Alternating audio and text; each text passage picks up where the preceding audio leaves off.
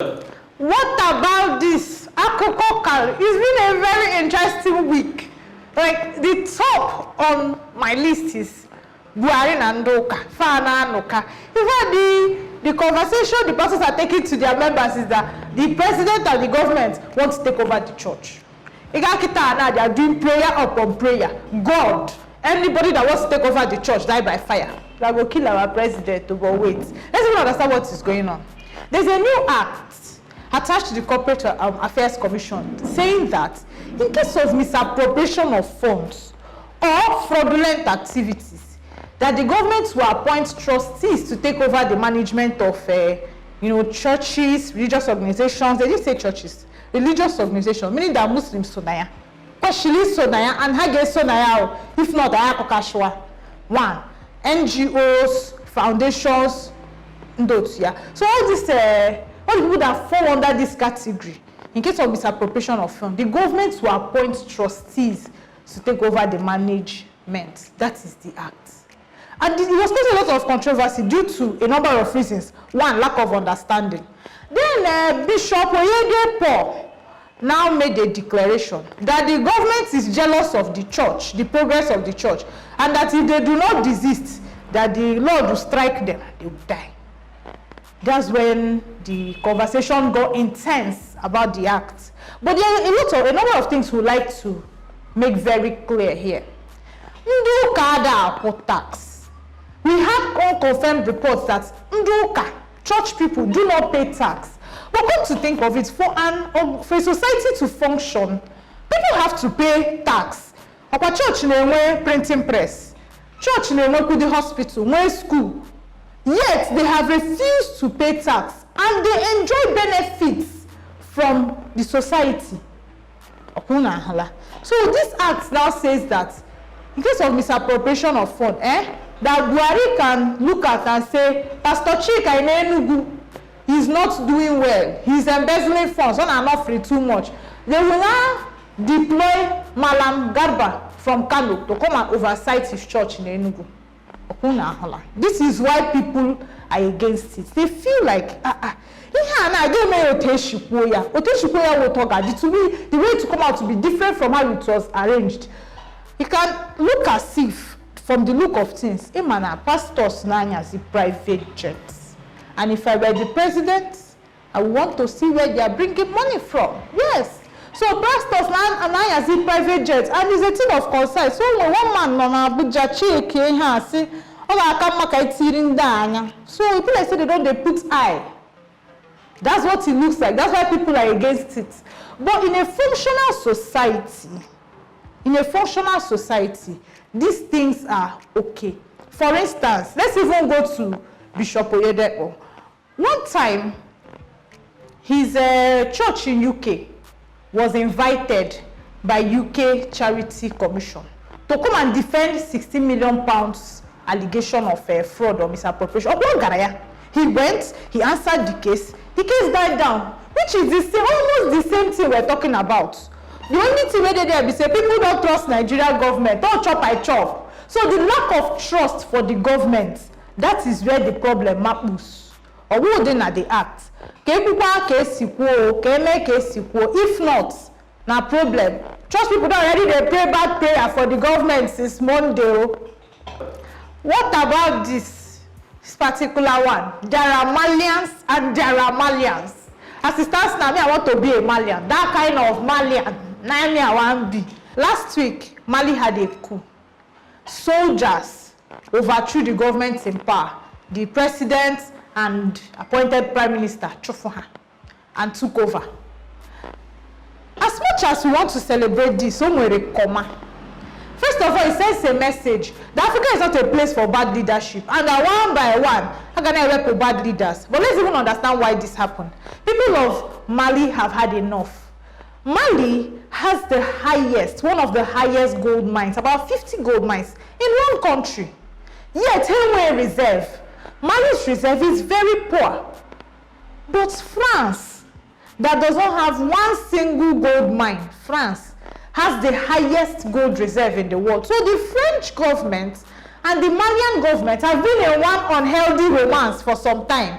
The thing now the people of Mali. Like, what is this? We're not getting good governance, and our gold is being moved out of the country with zero explanation. Just like if they ever hear our oil story said, they'll cry for us, but let's not even go there. Guy cannot go to Mali. They've been protesting. First, the government now rigged the election, got into power. People of Mali started to protest. They had another election, which was flawed again. They continued their protest. Then soldiers and the opposition party teamed up and removed the president. In fact, they surround him. He now had to resign. Now where we do. But before we celebrate, let's understand one thing. Why some people are really against this is that you see military people, they overdo. Not to trust them. Remind me again why we even went from military to civilian. It's not because they overdo. Now the military is in charge. The proper thing is for them to conduct the election and hand over to democracy. But one big question is, will they? But I salute their bravery. Why some people are for it is because it says a message that all African leaders make unanyash they hot. Anytime, any day, the people can revolt. Then to the conversation we're supposed to be having, can this happen in Nigeria? On a very serious note, can this happen in Nigeria? My brother and sister, we know how protests used to. These people got their own first by protest. We know how protests used to be here. 10 dead, 15 injured, 200 injured. If that protest, the same soldiers that are supposed to stand for you will be the ones attacking you. Can it happen in Nigeria? I feel it cannot, oh, it can't. Because even our soldiers, I can't have declare. They used to chop and do what? Clean mouth. If I say Baba, you say Ngida, I'm not talking anything, no. Nigerian Bar Association conference that happens every August. This year is virtual. And they have in their number of speakers, El-Rufai, Governor Wike, Peter Obi, Obi Ezekwesili, among others. Lawyers said they do not want El-Rufai. Their pleas went on deaf ear. Then they started pulling out. You know, tweet after tweet, people were making declaration. If El-Rufai is going to speak, I am not coming. If El-Rufai is going to speak, I'm not coming. They singled out El-Rufai. Have been asking why. Why El-Rufai? Aside the killing in southern Kaduna that himself and his family's reaction have been very poor towards, which is where there is majority of Christians. Aside that, El-Rufai has been in very terrible relationship with lawyers in the time past. In fact, there was one that trended a while ago. El-Rufai, a certain lawyer, wrote against him in the press. He went to seal off her building. Her law chamber, he went to seal it off. The lady went to court to seek redress. Like, because I wrote against you does not mean that you behave like this. Because he felt like he was minister at the time, he could do anything he wanted. The lady he got away with it. He was fined. He did not pay. Whenever you and El-Rufai go to court, if they fine El-Rufai, he will not pay. Not just for lawyers, for anything. He has zero regard for the law courts. El-Rufai still went ahead to detain the woman's client, who is equally a lawyer, for months. He trended dead. It was really pathetic that he could be behaving like that. So he has zero regard for the law and the law courts. Over time, history has it. Lawyers are now asking, someone who has zero regard for the law courts, now I can't make it, they tell us about wars, because the conference is supposed to where we deliberate about how to push the society forward in the legal sector and otherwise. So what are you bringing him in this conversation for? So lawyers started to pull out one after the other. Thankfully or not, the NBA withdrew him, so he was no longer going to speak. But some people will have none of that, because Jigawa chapter says if they do not bring back El-Rufai, they did not say for what reason, that they are not going to attend. So if I know an NBA conference this year is, we're going to watch and see if El-Rufai is going to speak or not. Well, why I like this is that person after person, message after message, we're sending a message to politicians. You cannot behave poorly towards Nigerians and expect everything to go smooth sail for you.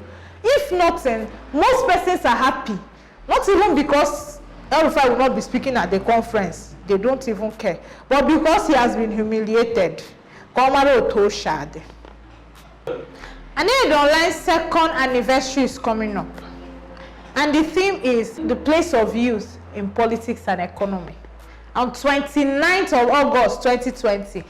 Now, let me tell you why you should attend. Some persons ask me, Nena, why are you informed in politics and economy? Even when it happened when they never born you or when you still be small picking. Because I attend conferences. Okay? I can spend my money on conference and I think you should do the same. So you'll be informed about what is happening in the society. Conference Biala. And then the online second anniversary is on 29th of August 2020 by 11 a.m.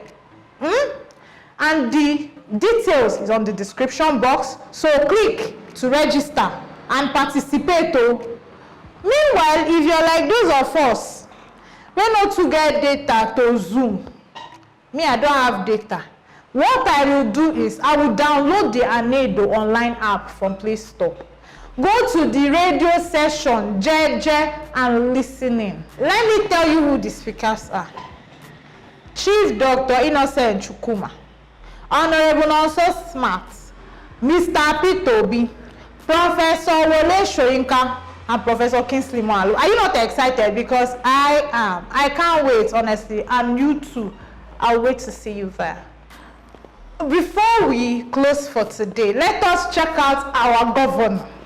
Bobo, if we are with Obi, just check, go to this handsome young man. I don't know why people criticize the governor's dressing. And not be today. I did a little research and I saw that since 2050, people keep talking about the governor's dress. People should leave our governor alone now. They will call him Shishapo. Leave the young man alone. He's living his best life. And some people think that because he's from a banking background, or suit and tie all the time.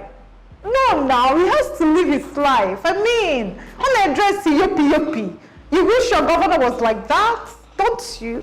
But then, does this have any negative effect?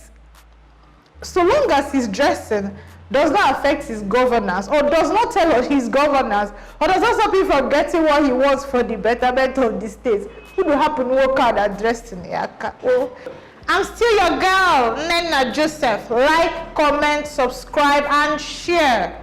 See you next week. Cheers.